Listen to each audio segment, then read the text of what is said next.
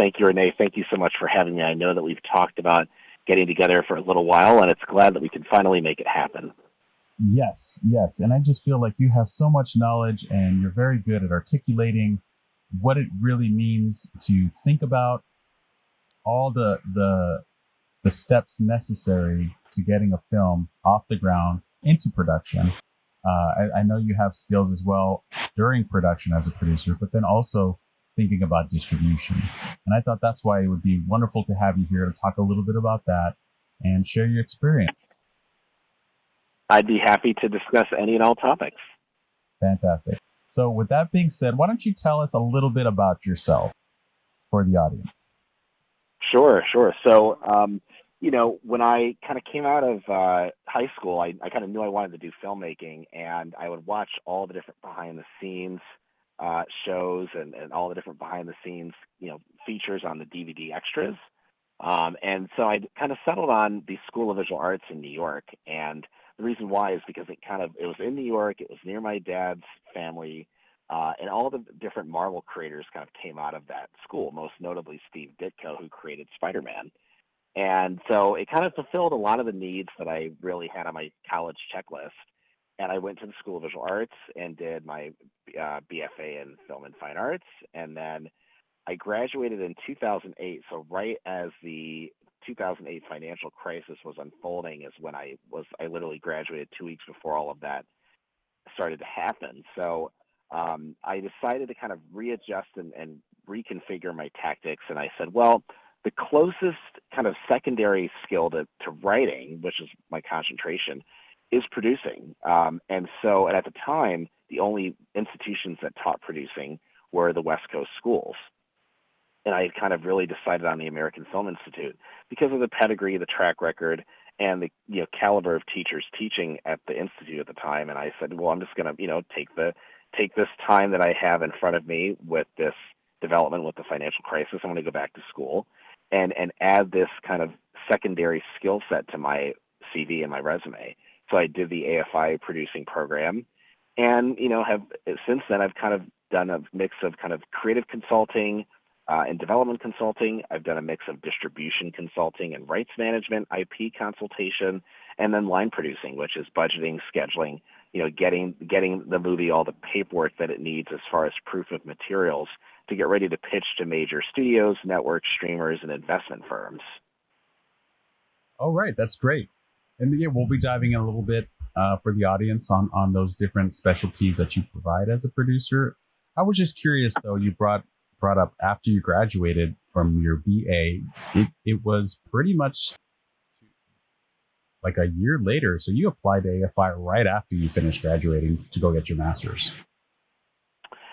That's correct. I did apply to AFI right after undergrad, essentially out of necessity. Right, there wasn't a lot of opportunity in New York City at the time coming into the film industry. Although up until that point there was a lot of opportunity, but the financial crisis completely changed that entire picture. So going to grad school was more of kind of like, okay, I have extra time on my hands with which to use wisely. How am I going to put it to the most use and value quotient? So I decided to go back to AFI for schooling. And was AFI your only choice? I had looked at some of the other programs, and they were all very strong in different ways, but they offer different things, right? It's an apples to oranges to pears comparison. The thing that really impressed me about AFI was the fact that it was half creative at the time and half kind of physical production. So you're really well equipped to come out of the institution with fantastic skills, both on the ground and kind of mission control skills, right? It's said another way and put another way, AFI taught you to be both an astronomer and an astronaut, right? Some of the other schools may teach one or the other, but AFI had a really comprehensive and quality mix of both of those things. Either you want to be an astronaut or you want to be an astronomer. Those are within the same realm and field of expertise and industry, but they are very different jobs. So I picked AFI because they taught you how to be an astronaut and they taught you how to be an astronomer with equal confidence and competency. So what was the process like? Did you find it difficult to get into AFI As you know, it's a I, conservatory, a very small school. I yes, I did, because they only let in 25 people in each of the disciplines every year, right? And with the pedigree that they have, with the global brand that they have, I mean, it's, it really is like winning the lottery. I mean, because they have such a huge presence in the film industry specifically. They have such a brand in the film industry. I put my best foot forward, but I was like, even if I put the best foot forward with the resume that I had at the time, which was competitive and considerable, it was going to be a long shot to get in, and then I got in. So of course I was more than happy to accept. Yeah, yeah, that's awesome. Right on. Okay, so you're at AFI. You graduate from AFI. You produced 3 cycles there, and then a thesis. How did your thesis perform? How was that experience? The thesis experience I found to be challenging, but it was rewarding because you also have to teach yourself at this very early stage in your career how to stand up for your own ideas. Um, and really, it's like, kind of standing up for your own ideas as long as they serve the overall vision of what you set out to do in the first place, right? I mean, things will change, but is it the execution that matters, or is it the intent that matters? And that answer may be divided across the universe, or it may be living next door to each other if those two things are compatible. But you as producer, you're almost like the CEO of a company, where it's like, your job is to protect the integrity of the project, in whatever form it's in. And you learn through the thesis process with all of the things that have changed from when you started to when you're shooting. You know, your job as a producer is to protect the integrity every step of the way to what your original, sometimes changing, but a lot of as long as the spirit of what you wanted to do and what you set out to do is there, I think that's your number one job as the producer. Yeah, absolutely. Always be protecting and serving the story, being that north star to make sure that every decision we make is always ensuring the integrity of the story that we set out to tell when we started. But things change along the way as well. But yeah, that's very, Correct. very, very well explained. Thank you for that, Jordan. And so then after the Sure. AFI, you went on and you do your films, and then you went off into the world on your own. Why don't you talk a little bit about that experience? Sure, sure. So I after I got out of school, I started to kind of reconnect with some of the roots that I laid at the campus, and I started kind of getting into that line producer world of helping first timer filmmakers kind of, and really all they would come to me with is a script, and they would say, okay, now what do I do now? And I would start to kind of guide them and advise them. Okay, let's start looking. Let's put together a whole proof of materials package, a schedule, a budget, let's start thinking about marketing ideas, partner organizations that we can kind of team up with, in terms of being able to get this project moving and on its feet, to be able to put you in the most competitive position to be able to accurately and convincingly pitch some of these bigger players that have the resources needed to make this happen. Now, I tell people, like I learned very early on, there is no such thing as pitch, because pitch implies emotion, right? No one's going to really respond with resources to emotion. They respond to resources with information, and that's something that the creative class, as a class of people, are not always the best to be able to summon, right? So I tell people, it's not a pitch, it's an argument. How are you arguing that someone is going to be able to use their resources to get behind what you have to offer creatively versus what thousands of other people that they already know, already have been referred to by industry colleagues that they know over your project? It's like you're going to have to convince them that you have the wherewithal and the stick-to-itiveness and the information to be able to argue that your project is the best bet out of all the bets that they have on the table. And you can only really do that with accurate, up-to-date, to the dollar and penny amount information in terms of the schedule and the budget. And I really had to kind of help filmmakers realize that that was the only way forward. And I see a lot of people when I was coming out of school say, oh, I'm an expert. I can help you with all the proof of materials ideas, right? I would always say there's no such thing as an expert in this business because nobody knows anything, right? As William Goldman once famously said. I tell people, if getting a studio deal or a streaming deal or a network deal is our industry's version of the winning the Olympics, then you think of me as your Olympic level coach, right? I'm not going to run your race or throw your javelin for you, but I will put you in the best position possible to be able to run your own race or throw your own javelin and hit the targets that you want to hit in a confident way. And so that's what I started doing. I started, filmmakers would contact me and ask me for help getting ready to put their budgets and schedules together. I would do that necessary paperwork for them. And then I would help them strategize, who's looking for what. In the director reports that I get twice a year, where I see where everyone's looking, what studios, networks, and streamers are looking for, and more at the granular detail level, who's looking for what? Is Studio A looking for only television series that can be made for 3.8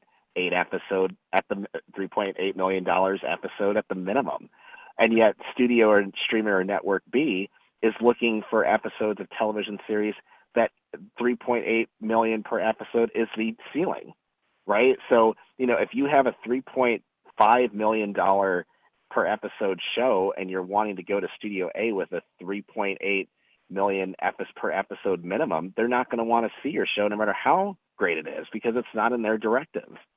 And so helping filmmakers navigate that is another part of what I decided to start doing too, is because it's one thing to have proof of materials. It's another thing to be able to act on those materials and utilize them to an effective end. I think that's where a lot of filmmakers go wrong. They have a great script, they have great proof of materials, but they don't know who's exactly buying what they're selling. I tell people, it's like when you go buy a car, you're saying, I want to spend $25,000 on a new car. You look at the brands who are selling cars in that range, because it doesn't make sense to look at brands who aren't selling in that range. And conversely, the sellers of cars are looking for buyers in that range, right? So everyone's looking for one another, but you have to be prepared with what your resources are and what your resources are not, because that narrows down who you should try to focus your efforts on connecting with and talking to. No, that's beautiful. Thank you for sharing that, Jordan. Yeah, I really do believe it's really the sign of professionalism is really having all of your homework and research done up front when you come to a producer, so that way they can actually support you. Also, as I've learned, throughout my career, and also talking with like an editor on the show, it's the same thing. If you come to an editor and be like, here, I heard that you're an editor, can you cut this? Versus, hey, how are you doing? Here's a script I want you to take a look at. I want to see if you'd be interested in collaborating with us or joining us to edit this film. And you can show them these types of materials. It's going to get you a lot further and get them more excited about who you are and what the project is about, versus just trying to go call every single executive producer just to try to get this project in front of them, thinking like, oh, you don't want this, do you? Right. Right. I mean, the shotgun approach hardly ever works, and it's not really specific, right? I mean, people want to feel like you're coming to them with an opportunity that's made and tailored for them, not made and tailored for everyone, and you're deciding to take it to them, right? There's a difference between those two things.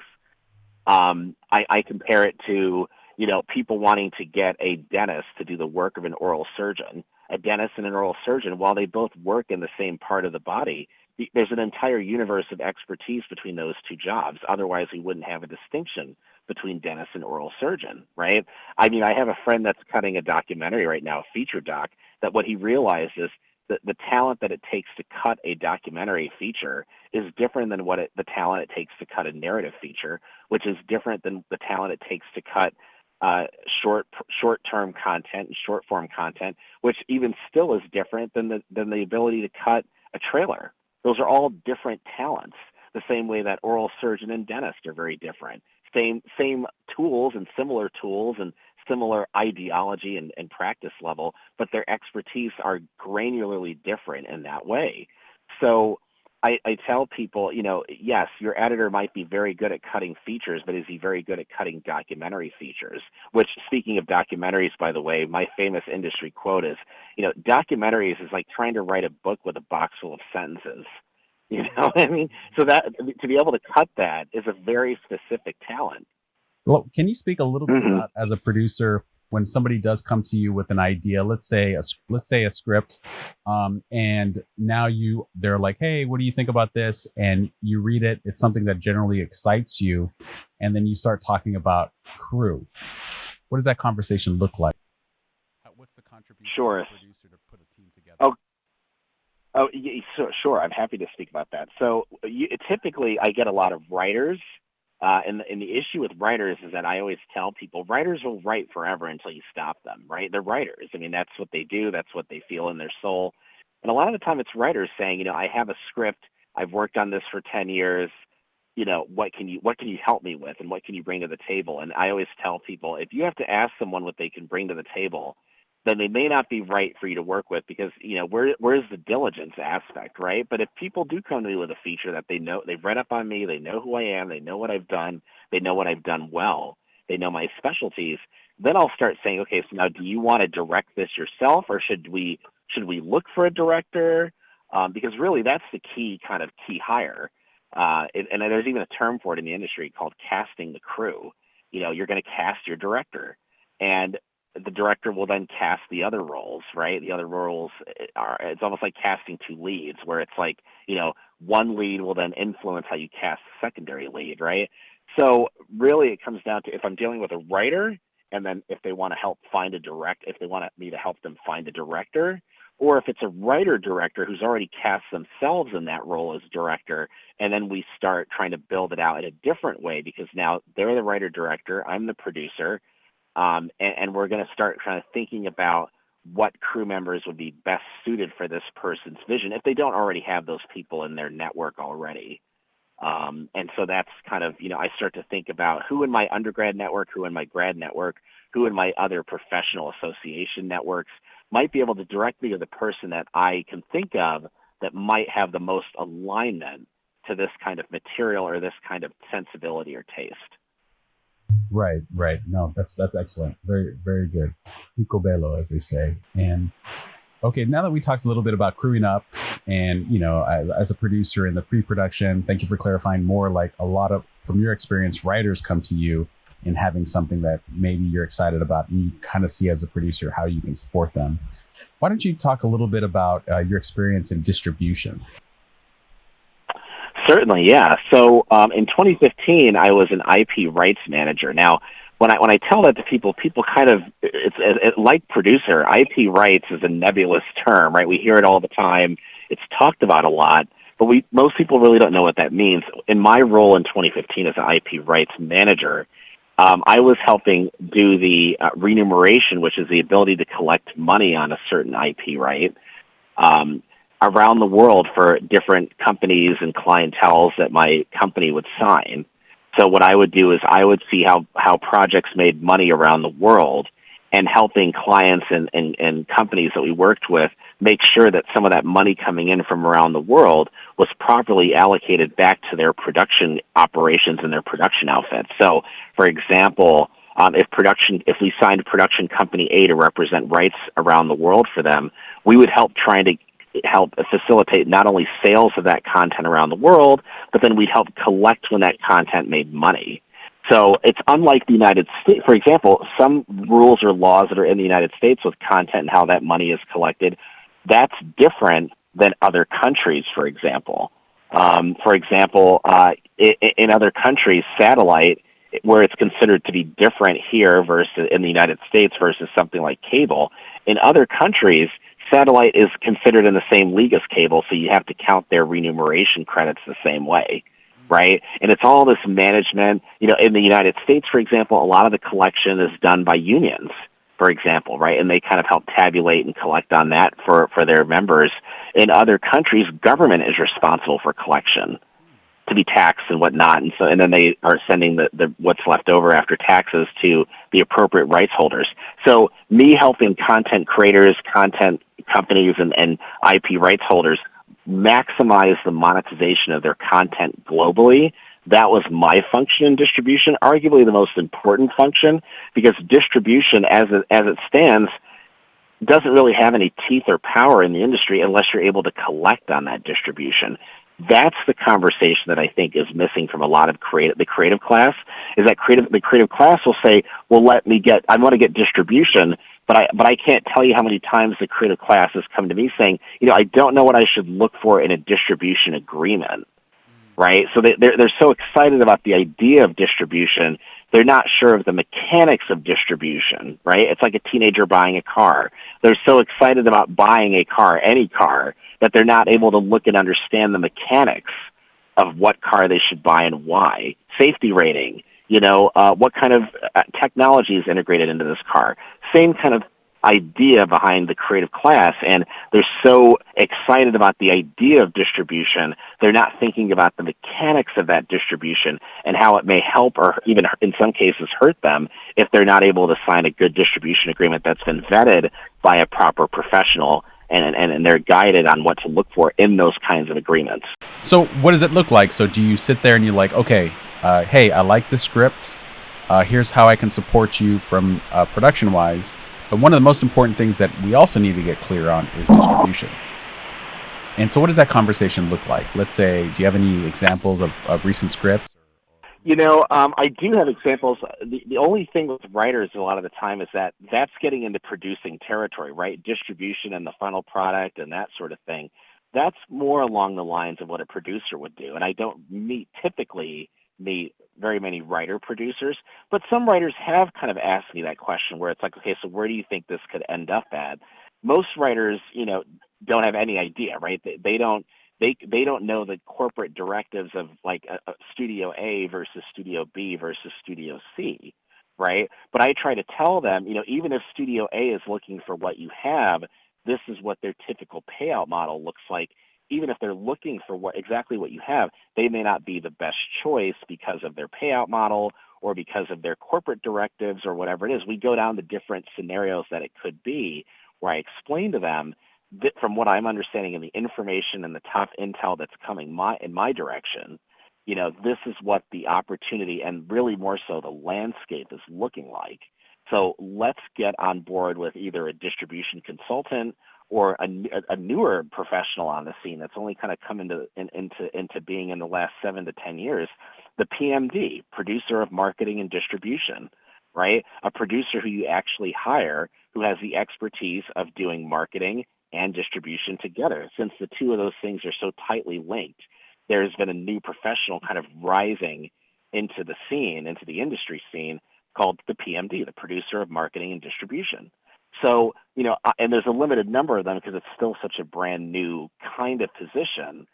There's not very many. So I know a couple, and I'll say, like, let's have a conversation with the PMD. If it's a feature, let's have a conversation with, some of the distribution consultants that work on television or streaming. And let's talk with them and have a robust conversation about where they're also hearing and the directive kind of layout of the landscape, where this content that you have might be best suited. Because there's obviously no guarantees in anything, right? But you can certainly put the odds at most in your favor if you're able to deeply and accurately assess the landscape.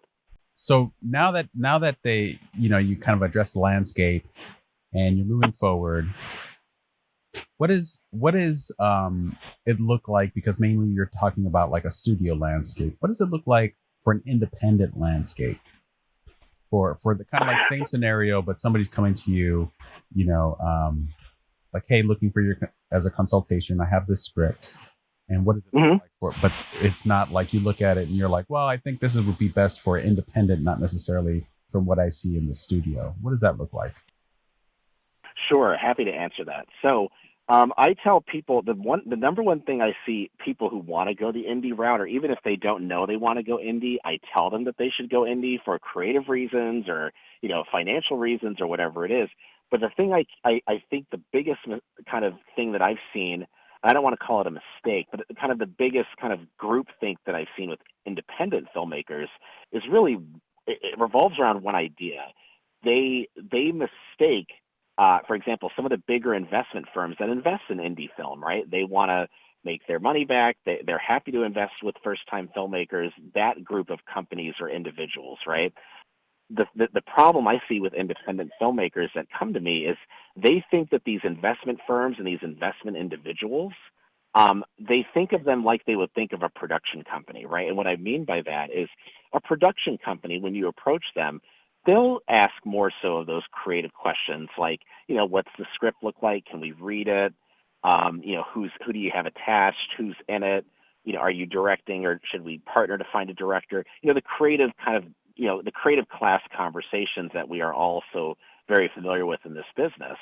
The people who are, investment firms and high net worth individuals that have money to spend on high end art, like what a movie would be classified as, right? They're not having that conversation with the independent filmmaker. I've been in meetings with investors where the writer has slid the script over to an investor, and in one instance, the investor looked down and said, "I don't have time to read this, and neither does anyone on my team, because here's the thing: if I cared about creative this much as you guys do, the creative class, I would have gone to film school and been on that side of the table, and you would have been in my chair. I went to business school and law school. I don't have, not only do I not have time to read this, but I've not even read a script in my entire life. How would I know what a good script is? The entire point of this meeting is for us to meet with your team, for us to hopefully be impressed by what you're telling us, for us to give you the money, and we trust your instincts to go make it. You can't trust my creative instincts. I'm not a creative. I'm here to give you the money that you're telling me that you need to go make the project that you're supposed to enrapture me with, right? Or at another instance, the writers will slide the script over to the investment firm, and one of the investor individuals executives started to sweat because he was so nervous about reading a script. He's like, I've never read a script before. How am I supposed to know what a good script looks like? I have no clue what to do with this. And so writers think that anyone can read their writing and understand what all of this means. And the same way that I can't hand a creative writer blueprints to a rocket ship, I can't hand an investor a creative writing script. I mean, it's not their expertise. And not only that, they don't have the time to be able to read any script. So that's the biggest thing that I see with independent projects, is that they treat investment firms and investment individuals like they would a production company, thinking that they're in this for the creative benefit or the creative, kind of ancillary reasons, like a production company is. And they're very, very different. A production company is not necessarily an investment firm, but it can be, right? But investment firms are firmly on the other side of the fence. 99% of the time, they're ready to just write where do I send the check? When do we sign the term sheet? And what's your routing number for your account? That's what they want to know. Thank you for explaining that, Jordan. That is really good insight. That's a golden nugget right there, and it goes back to what we talked about earlier, where bringing on a producer, they're going to prep you so that way you just don't have the script, that you have other promotional materials like you mentioned. So that way that you're able to put together a lookbook. Maybe you have a sizzle. You also put together a pitch package where it has all this information, what they really want to know: budget, when is it going to be made, give me some ideas of the talent that's going to be here, maybe the talent that you already have signed on, because that may really impress the investor. Be like, oh yeah, we already have this actor signed on, and they're like, oh, that's amazing, I love that actor. Yeah, that's great, you'll get an opportunity to meet him. Right, correct. But these are all the things you're essentially trying to work out a deal, because as you mentioned, one person on the other side of the table has the money, looks at it as a venture, adventure, but also a business venture, and us as creatives are the ones that are putting up the billboard, getting people excited to come in and ask about how can they participate of that adventure. Correct. But correct. Yeah, and I mean, it's a little more complex than that, but just trying to paint it very simplistically. All right, no, that's great. I love that, and I really just love your knowledge on the whole distribution side of things, because I do feel often what ends up happening is that that's something that is completely overlooked, and in my opinion, in my eyes, when it is overlooked, it's just letting you know that you're not quite ready to go out and make the film yet. Because if you don't know who your audience is for the film, then the whole purpose of making the film is just for the act of making it. And you want to be able to make it so that way it can have an impact for an audience. Now, in my career, I've had the privilege of producing films that have went on to film festivals. But also what ends up happening is that if you don't secure distribution before, or at least have conversations before you're making the film, your film just may wind up on the internet. Now, there's nothing wrong with that, but going back to the business side of things, it's getting to the point where you have a national distribution on a major platform and you're being compensated for that. That is a level to want to aspire to, and that's when you start wanting to surround yourself with people like Jordan who understand that process and can help and support you do the research to get your project out there. Put another way, I had a conversation with Edgar Wright once. I was at a talk with Edgar Wright. He and I had a conversation briefly afterwards, and he told me something I've never forgotten. He always would say, "The people who are great in this business don't need your help because they're great. The people who might need your help for a reason. They need help." And so the issue comes down to, how do you find that right person who's willing to learn enough that they trust your opinion and trust your judgment, but they still are good enough to make the fantastic quality work, right? So it's almost like a parent. You have to be both a parent and a coach. You have to parent them enough to make the fantastic work product, right? But you have to coach them enough to improve in areas where they might be weak or there's room for improvement. So it's almost like, said another way of what Edgar was saying, it's almost like the combination of being a parent and being a coach. I support your fantastic work and I believe in what you do, but there's room for improvement, and let's try to strengthen these muscles before we go out on the track. And so, okay, let me rephrase that another way. And ideally, what would be a good scenario where somebody comes to you with a script? Television is a different animal than features, just because there is really, for one reason, there is no independent television industry in the same way that there's an independent film industry, and that's by design, because a film you can make and you can finish a film and you have a finished product that's a singular shot that you can sell to whatever distributor will take it, right? A television project has to go episode to episode to episode. That's that's sustaining mechanism, right? You need a sustaining mechanism to be able to complete that from start to finish. So if it was a television series that I was excited about, I read the pilot, I really liked it, I would start by getting those directives and saying, getting on the phone with my network and my contacts and saying, okay, so now who's buying what in this genre? Who's buying what in this budget range? Because really, it comes down to that granular level of detail. Again, as I said in my earlier example, if Network A and Network B, Network A says we only take, projects that have a 3.8 minimum per episode spend, and if you can't meet that number, we're not interested. And then yet Network B or Streamer B, for example, will say 3.8 million per episode is our ceiling. We can't go further than that. So really, it comes down to how I would start is I would start doing the schedule and the budget on these episodes and start saying, okay, what are we looking at in terms of what the cost and time will be, because that will impact who's going to buy it. And then that will allow us to focus on what energy we have and the resources we have on knocking on the right doors, not knocking on every door, because not every door is going to open based on the parameters.